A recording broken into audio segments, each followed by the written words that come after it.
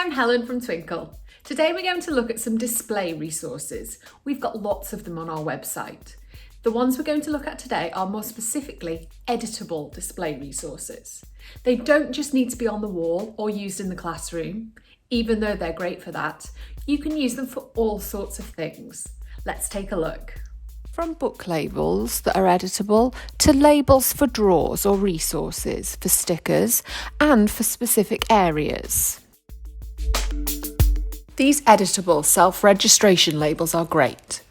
Go to the More Downloads section and download the editable version in order to put your own things on the labels. You need to enable editing and then you can simply click where it says name here and change it to what you want. Why not use them to label toys in a playroom or in a classroom? This would allow children to take ownership over tidying up with no excuses.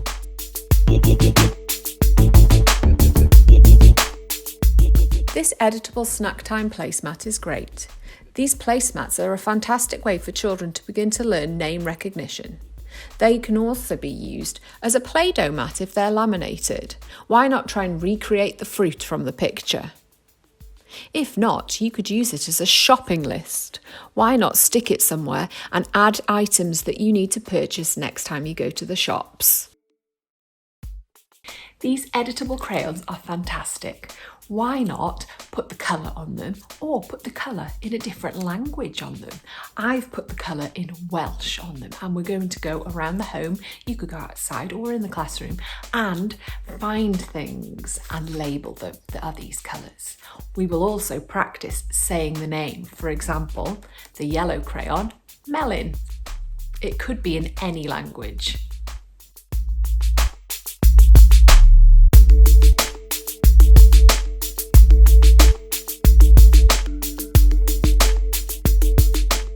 These editable seaside bookmarks are lovely. Why not print them off and use them as gifts for people?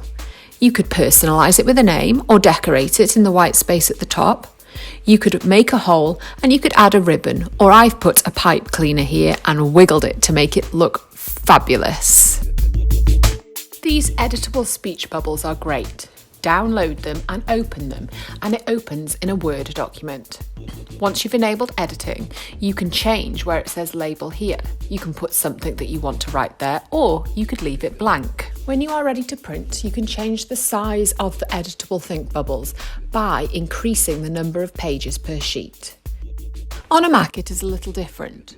Go to print, and when you go into print, you need to go to copies and pages, then layout. Then you can change the number of pages per sheet and print as you desire. Why not use the editable speech bubbles to create a little conversation between some toys? Then you could do a little script between them. Hello, I'm Chris. Nice to meet you. We have loads of editable display resources available on our website. I'm sure there's something to suit your needs. Why not check them out? I'll see you soon.